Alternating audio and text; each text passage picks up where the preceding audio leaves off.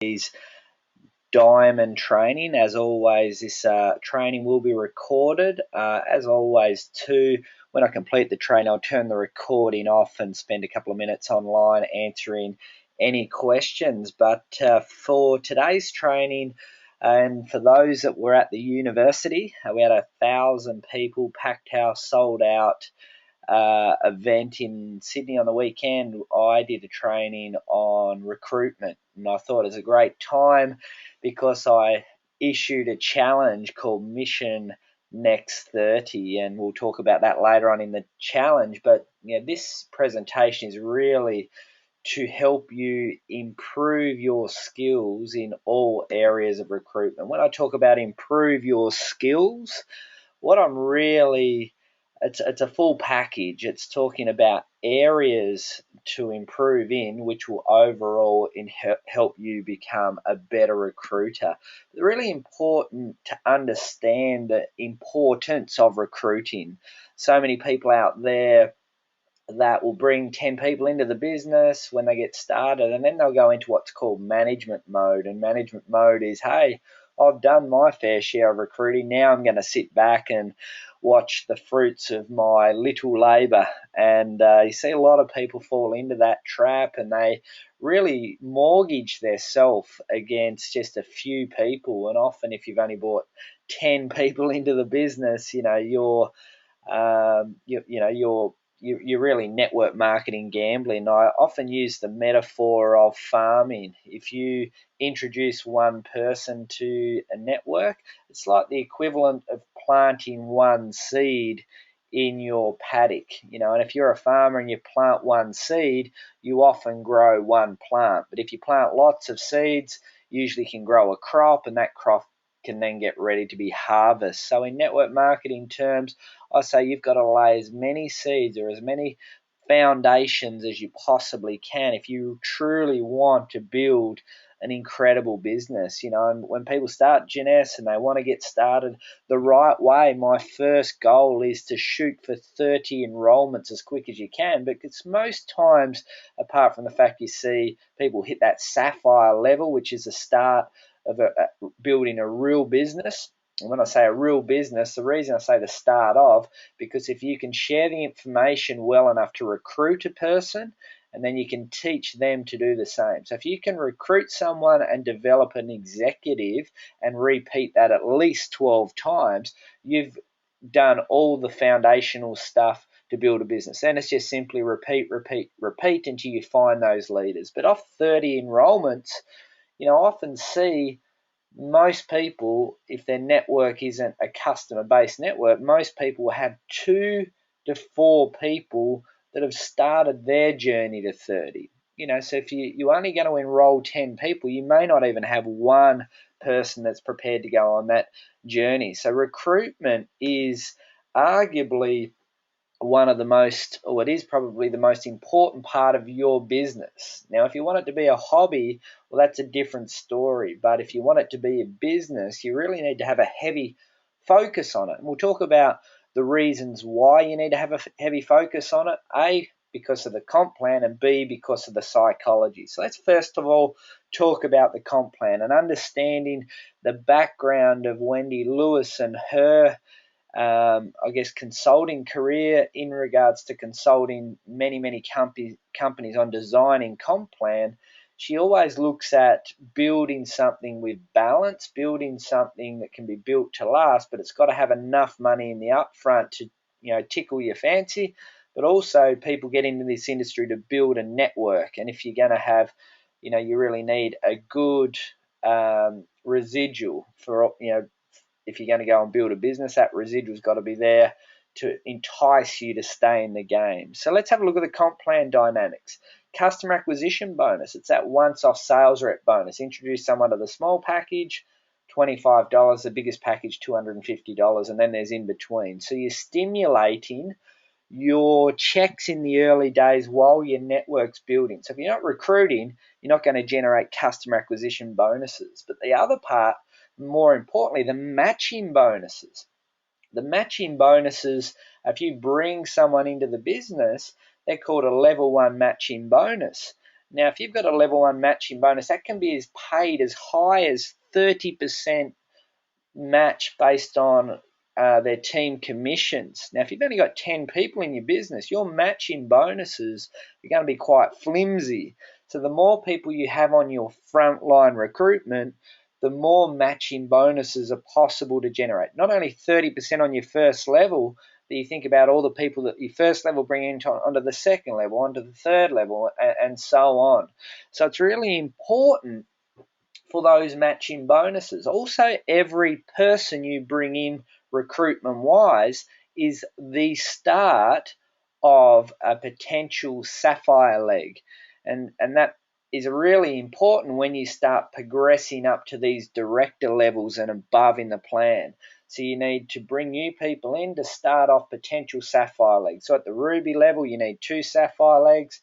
Emerald level, you need 4. Diamond level, you need 6. When you get to the diamond level and above, it becomes even more important that you've been recruiting in the early days, because to get to double diamond, you need 2 diamond legs. So I'm sure you can get the picture here. The comp plan really does have a high, heavy influence on recruitment. Why else should you recruit? Because recruiting gives you full control of your business. When I say full control, it means you're not relying on anyone else. You just go out there and bring a new person on. If you want to stimulate your business, you bring someone else into the business who will bring other people into the business, so you get full control of your business.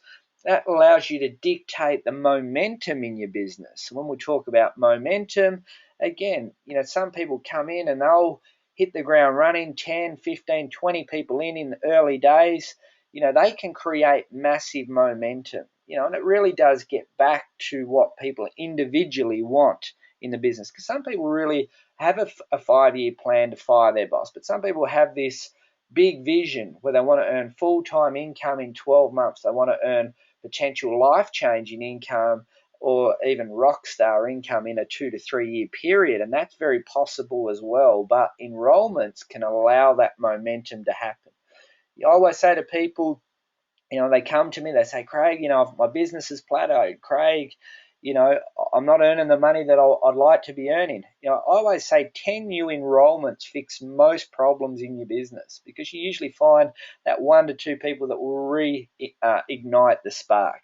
You're inspiring your team. You hear the old cliche of, you got to walk the walk, not talk the talk. So you get to inspire your team. If they see you bringing new people in and introducing to the team, welcome this person, they will get that bug and do it too. So the psychology is incredibly important. I always talk about 1 enrollment can change your business life. And I gave a number of examples on the weekend, but I always talk about the best work practice that, one of our leaders did, who introduced someone who introduced a customer, and that person introduced one lady that was responsible for thousands and thousands and thousands of people to come into the business. So we always have this best work practice attitude and philosophy, because you never know. 1 enrollment, whether it's a customer or a business person, may share the story to 1 person that can turn your business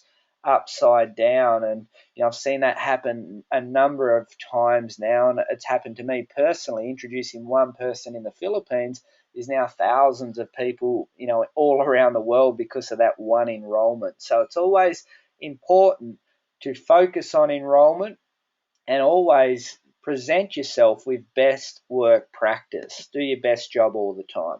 So now, how do we improve our ability as a recruiter? So these is a collective, is 12, 13, 14 areas, if you can improve on, will allow you to become better at that recruitment process. So my number 1 tip, and these aren't in order, I guess, is this is the best tip, the next one's the second best. This is like 12 or 13 different tips, but this one here is probably the most important overall, and it's called belief. I always talk about 1% of doubt will always override 99% of belief. So if you're sitting in the audience today, you're listening to this presentation, you want to build a great business, but there's something in your back of your mind that's just questionable. And that questionable thing could be, do these products really work? I'm new to the business. Do they really work? If that is a question that's running in the back of your mind because you knew it all sounds exciting, you need to go and get belief in the products. If it's Gines Global, you need to probably go and speak to a few people to validate them, to give you belief in Gines Global. If it's the industry, a lot of people look at this industry and don't treat it as a real multi-million dollar business and industry. This industry is what I call the new age of business. It's revolutionizing the way we do business. So if it's the industry, you may need to go and educate yourself generically on business trends, the way we do business, the new age economy, this industry directly. So it's really, really important. And most important is, if you don't believe in yourself, maybe you do need to go and do some personal growth along the way to help you grow as a person and improve your mindset. Tip number 2 is called vision. And I always say to people, the best recruiters can often cast the best vision. And I shared my vision on the weekend to people, and I'll share it again at the end of today's presentation as well. But, this vision, you're sort of like connected in the web of the opportunity. And if you can really, put that out to your potential prospect or to your leaders, and you can share the vision, and you usually capture the vision at international conventions or national conventions when you've met the owners, when you've met leaders that have already walked, paved the way. That's where you can start capturing the vision. If you've had an experience by going on a free trip, you can start feeling the heartbeat of the company, and it just resonates out of you. So it's really important to understand the Gines story and understand their vision and where they're going, sharing your vision and where you're going, why you're committed to this journey. So if you can cast a better vision, you become a better recruiter. Always talk about making recruiting fun. I enjoy recruiting. My 2 favorite things in this business, I love training people. I love sharing my knowledge. The second favorite thing is I love going out there and basically prospecting people, trying to get people to join me on the journey. And I treat this process like panning for gold. It's really, you're looking for those gold nuggets in that pan, and that's why I treat recruiting, making it fun. I enjoy the process. I love getting on the phone. I love calling people. I love the challenge of bringing them into the business. I love casting my vision. I love, the thrill of the chase in some circumstances. I've followed people up for 12, 18 months, 2 years. I'm still chasing the very, very, very first person that I prospected on day one in the business. So treat the recruitment process and make this business fun, hanging out with great people, wanting to be a part of the team, wanting to hang around people like-minded, open-minded, fun people, positive people. Just make your journey a fun process. Always talk about some basic fundamentals of recruitment. In any business, your database is your biggest asset. So make sure you have a big asset and have a list that's down on paper. It's not just in your phone. It's not just in your brain. It's actually down on paper or in some sort of system that you can manage in a diary or whatever it is, and make that list as long as your arm, at least 200 people on it. Then segment your list, because segment your list into people that on your list that are open-minded, would be prepared to listen to the story, people that are go-getters, always interested in new projects, never standing still. Then you've got your next list of people that might be passionate about health, beauty, new age, nutrition, skincare, whatever it is. There's a lot of people on the planet interested in that type of product range, so you need to approach them differently to your first group. Your next group of people might be some family, friends, people that, like you, trust you, respect you, but may not necessarily be interested in the business, but you're going to go to them and tell the whole story anyway. And then your last group of people, your best case scenario is a referral. And those group of people might be, they think the sky's falling in. They're the type of person that if you gave them a gold brick, they're going to say, gee, that's heavy. They don't look at the value of the gold in the brick, So I always keep them aside, and my best approach for them is a referral-based approach. Let's talk about practice makes perfect. If you want to be a golfer, and you've never swung a golf club before in your life, you don't go and hole in one the first hole. You swing the club, you miss the ball. You swing the club, you miss the ball. You hit it, it goes along the ground. You hit it a little bit further, then it gets up in the air. Practice makes perfect. So you need to go out, talk to people, learn from it, and then get better. Always use your leaders to work with to share the vision, to provide support, someone that you can use as your hitting partner, someone that's usually already at least that 50 cycle mark in the business, someone that's got a really incredibly solid business. And 20 presentations with that person's often a really good grounding for you to move forward. Tip number 5 is your warm market. So occasionally people come to me and say, Craig, I want to build this business, but I don't want to go to friends and family.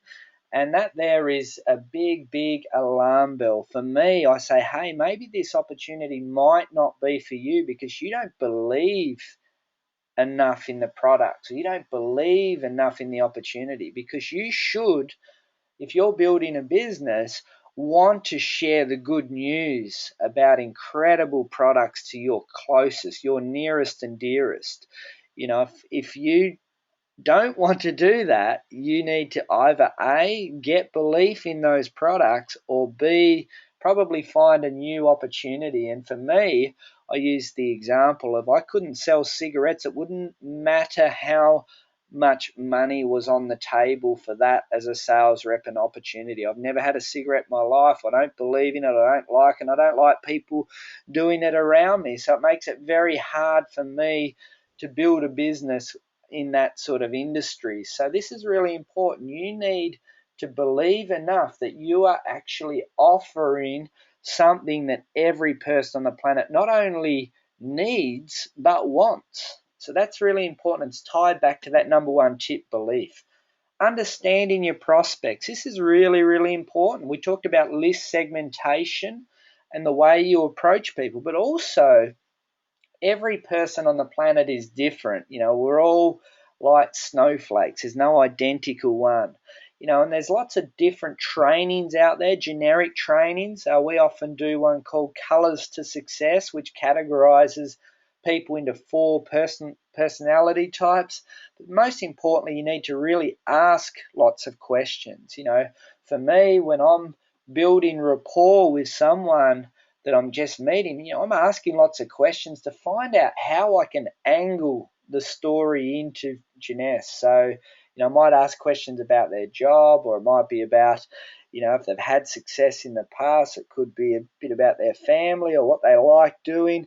Also, if I know someone that I'm prospecting, I'll go and do a bit of research. If I've got a business card on someone, which I did in Sydney on the weekend, I'll go into Facebook, or I might try and Google them. I might try and find out a bit more information so I know who I'm talking to. And I often use this, and I'll give you my script at the end, but on LinkedIn, when I'm prospecting people, I want to present my story to them.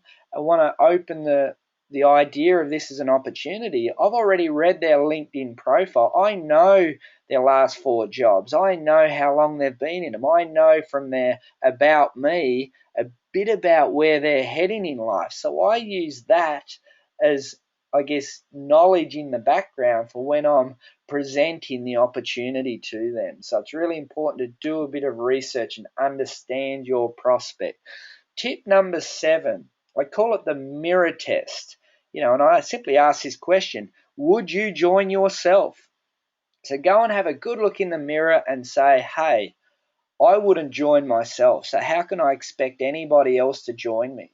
And there's a lot of different areas. You got to understand your posture. If you come across as a timid person, you lack confidence, that's an area you need to improve in. It's all about your personal brand. People do join people. So if you wouldn't join yourself, the good thing is you can fix that. Improve your personal appearance, the way you address people, your respect as a person on the planet. That's a really important part. That might be the reason people are not joining you. Always talk about tip number 8, facts tell and stories sell. You really do need to master your story. You need to master it to a point that people will join you because your story is so powerful, so compelling. You'd like Steven Spielberg to pick up the phone and call you and say, wow, I would like to do a movie on you. That's how amazing your story is. Master the Jeunesse story. The best recruiters can share the vision, but they can tell the Jeunesse story to a level that people go, wow, I'm really interested in this company and this opportunity. Also, master the industry story. And the industry story is the change of the way business is now done, the movement of corporate to home business, the emergence of the internet, the emergence of social media, the emergence of smartphone technology, and why this industry is absolutely booming and thriving. Why do now banks want you to bank on their app? Why do airlines now want you to buy their flights on their app? Because they're trying to move with the new age of business. That's why this industry is absolutely thriving. Your pitch is easiest when you can master these 3 stories with passion. It's not what you say, it's how you say it. And if your story is flimsy, or you don't feel that your story is that interesting, at least know everybody else's story. So if you meet a personal trainer, you share my story. If you meet a public speaker that's moved into Jeunesse, you share their story. If you meet a party planner that's moved into Jeunesse and doing well, you share their story. If it's a stay-at-home mum, you share their story. If it's a young person, you share. You've got to really know and pick up these stories that they sort of sit in your goodie bag, and you bring them out when you need it. It's really important to understand when you're telling the story, you tell the part that's relevant to that person. So when I'm asking questions, they say they're in a corporate job, or they might say they're in a business, I really utilize my part of the story of, if it's in a corporate job, I say, hey, I've got 2 uni degrees, I work in the corporate world. I fired my boss after 2 years because I had that entrepreneurial spirit. Turning up at 8 in the morning and going home at 5 o'clock didn't fit my model.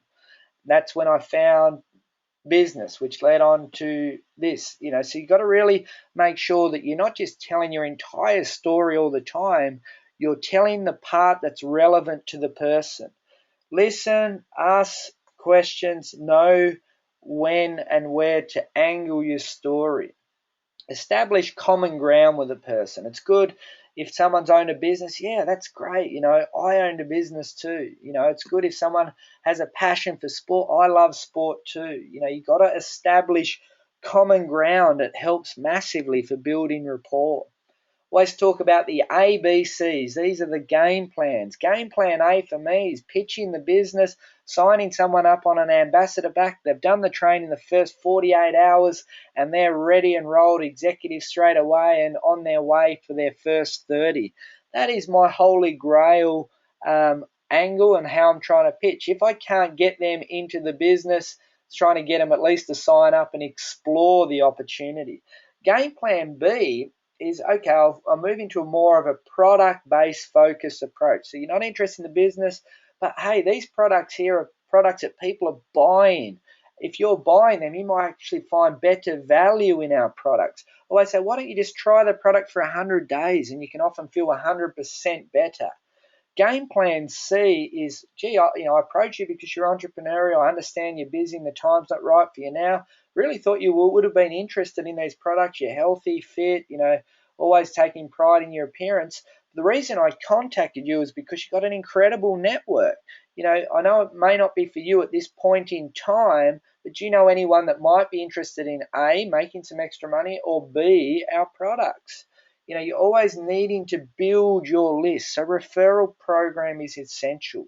So I go, A, get them into the business. If that fails, get them in on product. If that fails, ask for referrals. This is one of the best business tools, three-way calls. My day and calendar is pretty much jam-packed every day with three-way calls. To be good at three-way calls, you've got to learn how to generate interest, piquing people's interest. You've got to get good at edifying an expert, so telling someone else's story, giving them a reason to get on the phone. You need to set the call up professionally. You need to follow the call up professionally. We often refer to it as best work practice. Treat this as a meeting that Donald Trump may be coming to. So that there is improving, generating interest. Why should I get on the call? Then edifying the expert, and then setting up the call professionally. Let's talk about network marketing. I mentioned I enjoy the chase. I treat and I really believe this industry or success in life is very much like a bit of a game of chess. So you're delivering information, so you've taken one step forward. They've asked for something else. You've gone back and regathered that information. Then you've gone back to the information and the timing might not be right. So you go back again. They go onto your list. You reapproach them again because we've got a new product. We've got a new business tool. Something else has happened. You've had more success. They've given you another, okay, I am interested, get me some more information. So it's always backwards and forwards, and the best people in this industry understand the psychology behind that. If you get good at that, you'll get better at recruiting. The fortunes in the follow-up, I use this as one of my best strategies. I've classified as one of the areas that I'm incredibly good at. For those that heard my story on the weekend, I followed a lady up who had tremendous success in this industry. I followed her up for 12 months every month. I got 11 no's, something changed in her life, the timing became right, and then she goes, I'm open. And I caught her in a great window.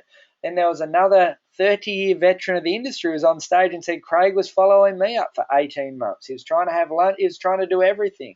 But there was probably half a dozen people in the room that didn't just join me on day one, but because I kept being professional, I kept following up, I kept not being pushy, respectful, but always just sharing information, people trusted and respected me. You always set yourself up to call them back. So I say, they'll want more information. I'll say, no problems. I'll get this information. I'll give you a call on, Tuesday at 4 p.m. Does that work good for you? So I'm sort of booking a meeting at the end of the phone call. I don't leave it as a dead end situation. If it's a no and the timing's not right, I say, look, I usually follow people up every 3 to 6 months because we're always launching new products. People's timing change. I give people a bit of an update. I'll give you a call in 3 to 6 months just to give you an update. You never know. Things may have changed. So timing is everything. And sometimes you catch people when it's not good time, and sometimes the timing may be perfect. Remember, one enrollment can change everything. So no is just not now. It doesn't mean no forever. There's always new product launches, new business tools, new countries opening. There's always a reason to follow people up. We talk about social media briefly here, a strategy for recruiting. The way I use social media is to build my list of quality contacts. So my two favorites are Facebook and LinkedIn. On Facebook, I use that because that's me telling my story. I'm providing value. I use LinkedIn to get people that are more qualified because LinkedIn professionals are trying to sell themselves. So I spend most of my time on those two. I do use Instagram. I'm not big on Twitter. I've just signed up for that new thing, Periscope. I'm going to have a go and play around with that. But what I'm trying to do is build my list of quality contacts. I'm trying to add value, not sell anything to anyone, but I want people to look at me as an industry expert. So I'm trying to add value, make myself look real, make myself look professional, have a brand. I'm not on there saying join my business today. I'm never on there saying here's the product, buy it now. I'm using that to build my brand and list. And here's my social media script. I've never met the person. It's a cold market. I often say to them, hi, my name's Craig Schulz. I'm an entrepreneur from Melbourne. We're friends on Facebook, or we're friends on LinkedIn. I've noticed you've been doing a bit of home business. Is that something you're doing full-time or part-time? So after I've said that, what I'm waiting for is a response. Now, I've already built that bond and connection by saying we're friends on. All right. So when I'm waiting for the response, they might say, yeah, you know what? I am doing this company full time. I love it, blah, blah, blah. When they've told me that, that's when I'll go into a different part. And that may be, well, they're really, really happy. So I'm going to back off a bit there and say, well done. I love this industry. I've been in this industry too myself for this amount of time, really passionate about it. I'm sharing my vision for the future with them in that situation. Or they might say that they're doing it part-time alongside their job. I say, wow, I started like that too. I love this industry. I've done incredibly well. I did start doing it very part-time. I owned a number of gyms at the time, but I knew and believed in this industry. When I found the right company, I gave it everything I've got, and in the last X amount of time, I've become a full-time income owner. I've sold my job, So I'm basically waiting for that response and then applying a part of my story. If it looks at they just respect me, build a bit of rapport, I'll usually then congratulate them, and then say, oh, I really thank you for taking the time to have a quick chat. Now we're friends on social media. You might see my posts a bit more now because we've actually had a physical conversation, not just another number on social media. Then I'll follow on back up with a message and say, really appreciate you taking the time today. Just in case you are interested, these are the products or the company that I'm involved in. Put them on my list to refollow up again in 3 to 6 months' time. That's my social media script and strategy. Mission next 30. So I talked about at the start about the importance of recruitment, importance of enrolling people, why we should do it. We've gone through a phase now where I've given you areas to improve that will improve your overall recruitment. I set this mission on the weekend. This is my challenge. Focus on 30 new enrollments by the end of the calendar year.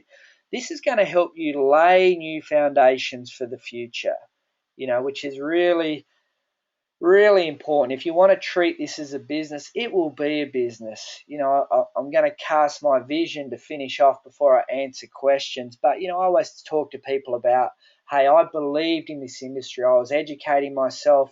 I was at a stage in my traditional business where, I felt that I just wasn't getting ahead. I was doing okay and I was able to invest the old school way, buying a bit of property and so on, but I wasn't happy. I didn't have the time that I wanted. I was getting to an age where I was getting a bit frustrated that I wasn't getting ahead as quick as I wanted. This industry and Jeunesse Global's absolutely changed everything. 4 years ago, I was getting up at 10 to 5 in the morning, getting home at 8 o'clock at night, just getting by. By really believing in myself and what I was prepared to do and take action, I've been able to sell 5 gyms, do this industry full time, but not just do the industry full time. I'm now looking at houses that are not $1 million houses, they're in multi-million-dollar zones. I now go on holidays when I want. I now, don't have to worry about money anymore.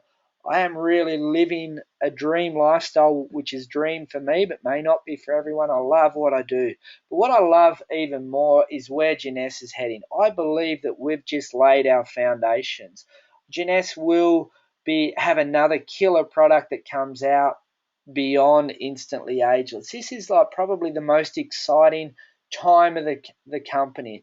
Their foundations have laid. They've grown month after month after month. We're on the verge of breaking history to become the youngest company in 100 years to do $1 billion of sales in that time. We are at the tip of the iceberg. I believe the momentum wave will be swinging through over the next 12 to 24 months. We get such a good opportunity globally. The visionary leaders are driving another successful business from what they've already achieved in their last 40 years. I challenge everyone to seize the moment. Don't watch it go by. I believe that Jeunesse is going to be not just $1 billion brand, but a multi-billion dollar brand. We're right now at about $100 million a month a market. Just imagine if you're a part of that next phase, that next wave where we're doing 200 million a month, 300 million a month. There's so much growth and so much scope in this opportunity. I really, truly hope that you do see something in it to do what's happened to me, a 3 to 4 year full transformation to completely live life on my terms. And I'm glad we had a huge number on today. I have recorded this so you can share the vision, share my tips with your teams. I'll put it up in the usual spots. I'm just going to take a quick minute to